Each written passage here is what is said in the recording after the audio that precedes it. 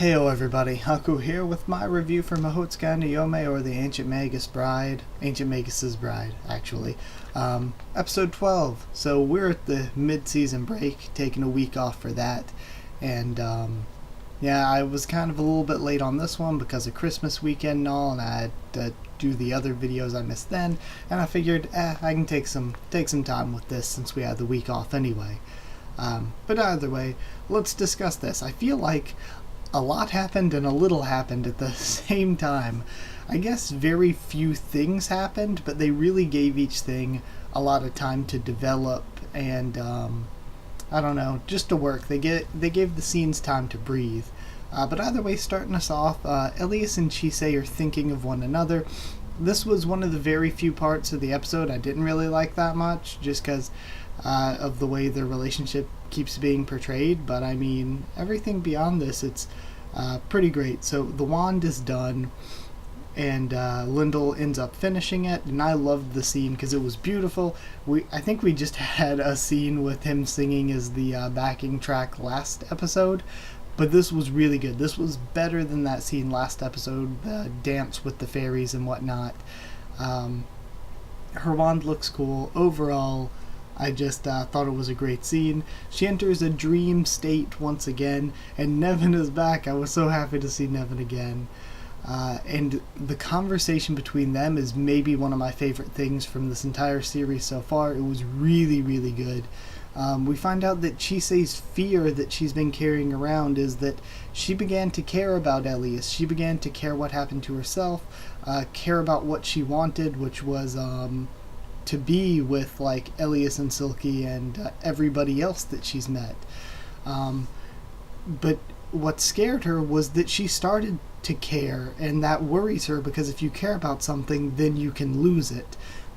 Whereas at first she wanted it to be where where she wouldn't care at all, where he could ditch her and dump her off because he bought her and she wouldn't care at all.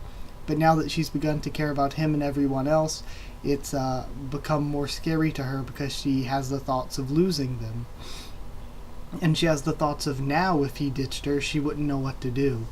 But Nevin, again, adding in his great part of this conversation, says that he's thankful that Chise's mom didn't kill her. And he brings up, he was like, your mom loved you in a certain way, because if not, a lot of times in nature, a parent could kill the child if they didn't love it, because they can or if it was causing them too much pain, because they could have another child. So for her mom to kill herself instead of her, and left her alive, I don't know. I don't really want to say it meant she cared about her, but it's a bit deeper and more complex than what Chise's just been going through. So I thought it was great, and he pretty much wants her to be proud of herself. He wants her to care. He wants her to actually care about herself, even if it is scary to her, because if she doesn't care what happens to her, then what does that mean she thinks of all the people that she saved, like him and again, all the other characters throughout the series. So then she flies home herself. Really good scene, of course.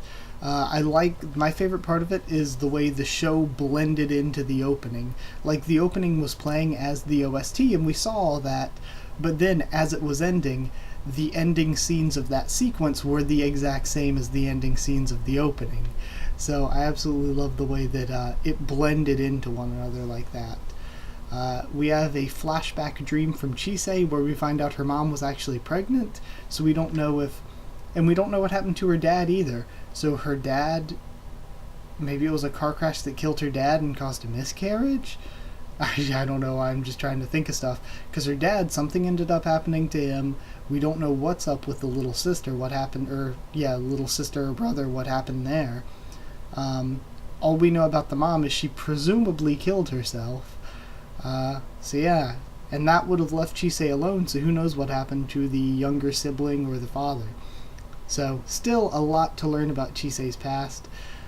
She wakes up to a bunch of sheep and stuff all over the place, like magic sheep.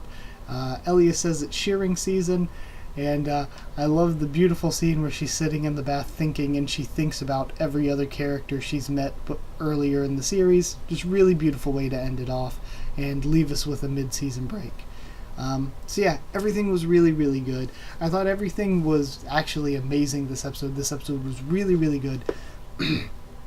Except for the creepy bits where they try to make their relationship seem romantic, which is just very creepy. So yeah, I love the development for Chise too. The way she got to, again, come to care about herself and know that caring about herself isn't a bad thing. So yeah, hopefully we see more great character development in the future. And guess that's it. I'd give it a score. I don't think it was really perfect or anything, though I thought it was really, really good. So I'm giving it 8.5, 8.5 connecting pathways out of 10. So that's it. Thank you so much for watching. Like if you did like the video. Comment down there to tell me what you thought of this week's episode, or I guess technically last week's episode. What you thought of my thoughts on it. Subscribe for more Mahoutsukai and Yome. Much more anime on the channel and manga and light novels and stuff.